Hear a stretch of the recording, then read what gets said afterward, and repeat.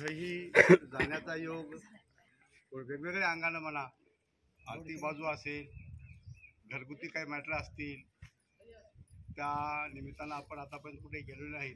आणि एक महिन्या 2 महिन्यापूर्वी या मानव कल्याण या विचारमंचामार्फत आपल्याला अशी सूचना मिळाली की आपण अशा सहलीचं अरेंजमेंट करणार आहोत. आपली तयारी आहे का आणि आपण येणार आहोत का.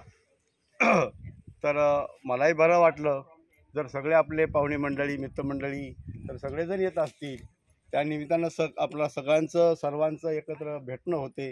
प्रत्येकाची लाईफस्टाईल ज्याला म्हणतात, आपलं जीवनचरित्र किंवा आपण कसं राहतो, कसं वागतो, काय चांगलं काय आहे, वाईट काय आहे, हे प्रत्येकाची जीवनशैली, प्रत्येकाची राहण्याची शैली, बोलण्याचं आणि वागण्याचं जे आपलं संस्कृतपणा आहे आणि ते सगळ्यांचं मिळून आपल्याला त्याच्यामध्ये मिसळता येईल या अनुषंगानं मीही त्यामध्ये उत्स्फूर्तपणे तयार झालो. आम्ही दोघंजण आलो, मी आणि माझी सहचारिणी तो सुनीता नागभूषण वाघमारे, आम्ही दोघंही या सहलीमध्ये आहोत. आज 3रा दिवस आहे. आज या सहलीचा 3रा दिवस आहे.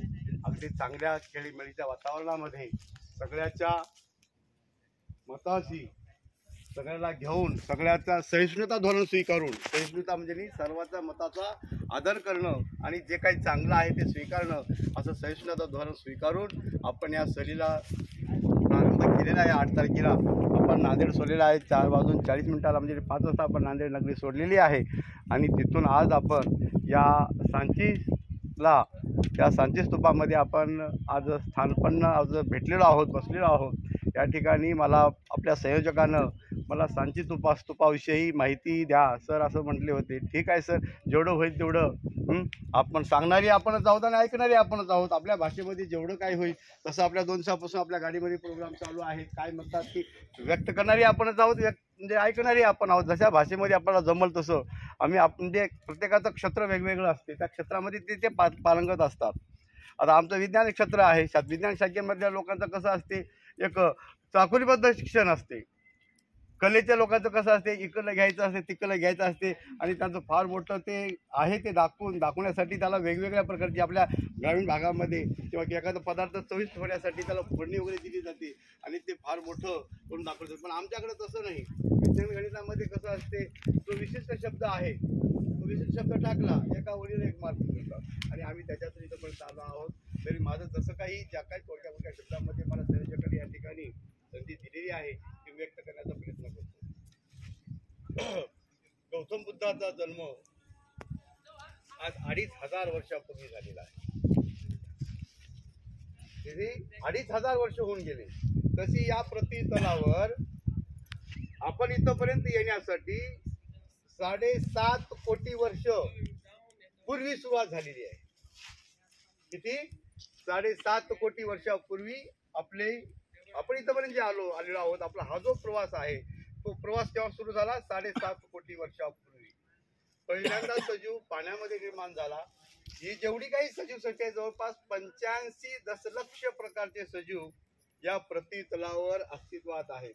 मग त्यामध्ये प्राणी असतील अथवा वनस्पती असतील.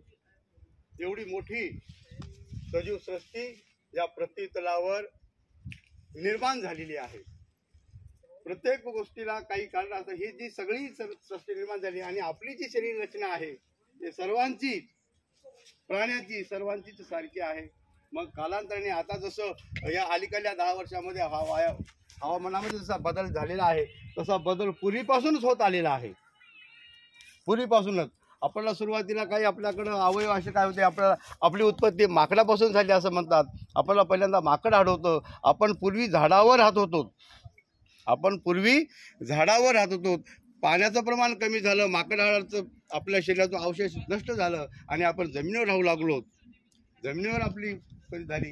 मग हा प्रवास होण्यासाठी जवळपास 7.5 दशलक्ष कोटी वर्ष लागला. तर ह्या अलीकडल्या 100 वर्षामध्ये, गेल्या 100 वर्षामध्ये चाकाचा शोध लागला आणि आपल्या खऱ्या जीवनाला गती आली. आपल्या जीवनाला गती केव्हा आली? अलीकडे 100 ते 200 वर्षामध्ये जेव्हा चाकाचा शोध लागला तेव्हा आपल्या जीवनाला गती आली. त्याच्या अगोदरचा कालखंड गौतम बुद्धाचा होता 2,500 वर्षापूर्वी. तर त्याला हे सगळं घडवून आणण्यासाठी काय काय करावं लागलं असेल, काय झालं असेल, हे तयार कसं झाले असतील. गौतम बुद्धाचा जन्म झाल्याच्या नंतर गौतम बुद्धाला ज्ञानप्राप्ती कुठं झाली, ते त्याच्यातून बाहेर कसे आले, म्हणजे राजगृहाचा किंवा आता त्याग कसा केला, त्याच्याबद्दल आपण सगळं शिकलेलं आहे, माहिती घेतलेली आहे. मग त्याच्यानंतर 200 वर्षानंतर गौतम बुद्धाचा जन्म झाला, त्याला ज्ञानप्राप्ती झाली.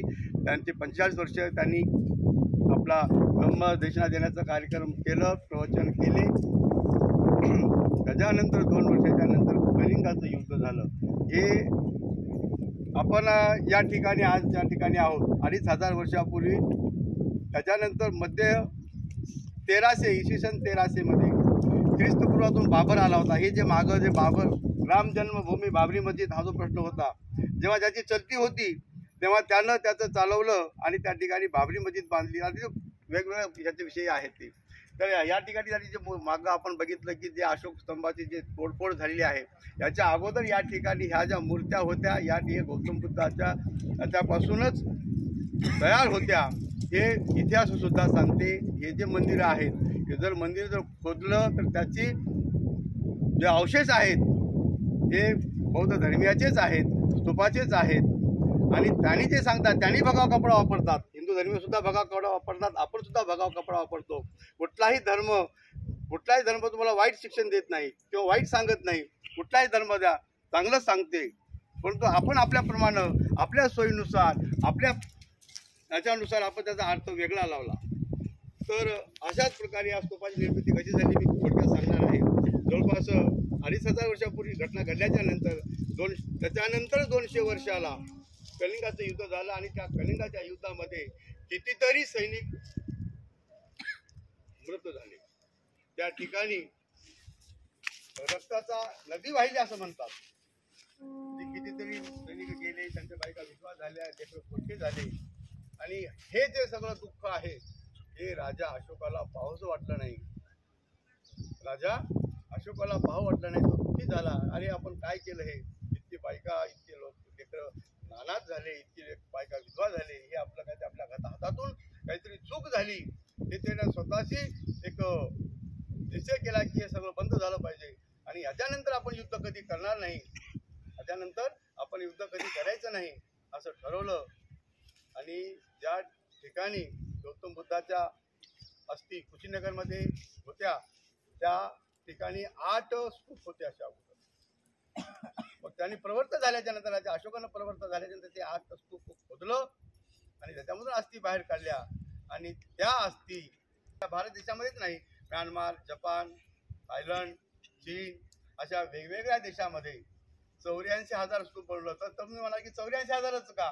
गौतम बुद्धाच्या 45 वर्षाच्या कालावधीमध्ये त्यानं 45 वर्षाच्या कालावधीमध्ये 84,000 प्रवचन दिलं होतं.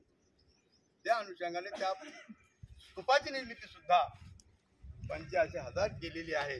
आणि त्या 85,000 स्तूपापैकी हे सांची स्तूप एक आहे. या सांची स्तूपाला स्तूप म्हणजे वेगळं काही नाही, आपल्या भाषेमध्ये हे एक समाधी स्थळ आहे.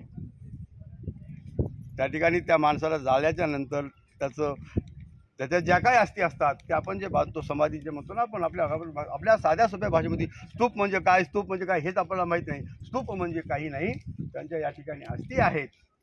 लक्षात त्या अस्थीचं आणि त्याच्यावर इमारत उभा केलेली आहे. आपण संविधान म्हणजे काय, संविधान म्हणजे काय सगळंच माहीत आहे. पण संविधान म्हणजे काय, संविधान म्हणजे काय हे पुस्तकच आहे की ज्या पुस्तकामध्ये आपल्या देशाचा राज्यकारभार कसा चालावा ते सगळं लिखित स्वरूपात त्या पुस्तकात आहे, त्याला संविधान म्हणलेलं आहे. तसं स्तूप म्हणजे काय, स्तूप म्हणजे काय, स्तूप म्हणजे हे वेगळं दुसरं तिसरं काही नसून हे एक समाधी स्थळ आहे. आणि त्याला आपल्या भाषेमध्ये आपण स्तूप म्हणतो. आपण आपल्या भाषेमध्ये एखादा माणूस मरत जाताना त्याला मेला असं म्हणतो, पण त्याला बौद्ध धर्मामध्ये आपण काय म्हणतो, गौतम बुद्धाचा महापरिनिर्वाण दिन म्हणतो. तसं या स्तूपाची 84,000 स्तूपापैकी हे एक स्तूप आहे. आणि या स्तूपाला 4 प्रवेशद्वार आहेत. किती? 4 प्रवेशद्वार आहेत.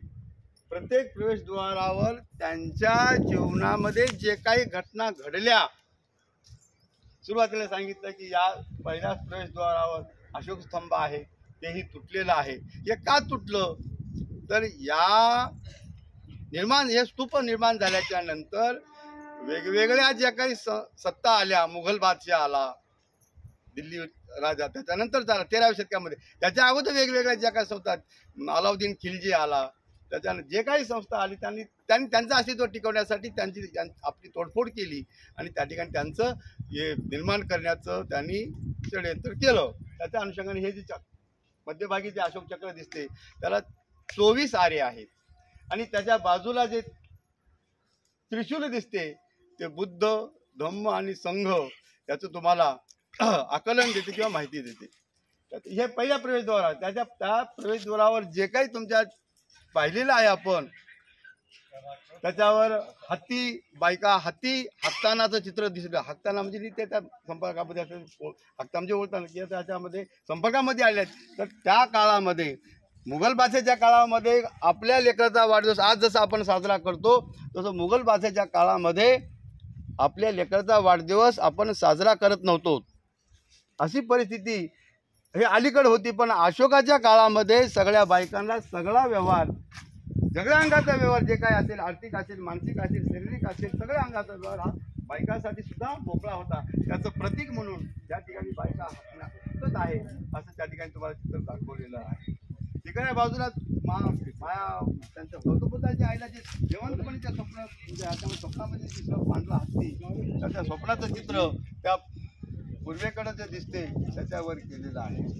या मागच्या स्तूपावर जे आपल्या 500च्या नोटा आहेत, 200च्या नोटावर जे अशोक स्तंभ तुम्हाला दाखवलेला आहे त्याचं चित्रीकरण त्या मागच्या याच्यावर केलेलं आहे. आणि या 4थ्या प्रवेशद्वारावर जे आहेत 4 व्यक्ती, त्याला अक्ष म्हणतात. अक्ष, ते 4 व्यक्ती जे उचलताना दिसू लागले आहेत. एक हसू लागला म्हणजे तो दुःखी आहे, एक म्हणजे तो खुशी आहे, आनंद त्याला मावत नाही, दुसरा दुःखी आहे, चौथा मोठमोठ्याने हसत आहे आणि एकला ते फार उचलीत आहे. असं चित्र या ठिकाणी तुम्हाला दाखवलेलं आहे. अशा स्वरूपाचं हे स्तूप आहे. आणि जर याच्याबद्दल जर तुम्हाला माहिती कसं आहे, 2 मिनिटामध्ये, 4 मिनिटामध्ये, अर्ध्या घंट्यामध्ये, 5 मध्ये याचा फार मोठा इतिहास आहे. तर मला संयोजकाने या ठिकाणी संधी दिली, एवढं मला शक्य होईल या ठिकाणी मी व्यक्त केले आहे आणि तुम्ही शांतपणे ऐकून घेतलात त्याच्याबद्दल मी तुमचा सुद्धा आभारी आहे. आणि माझं या ठिकाणी तुम्ही मला जे दिलेलं आहे वेळ दिला मी त्यासाठी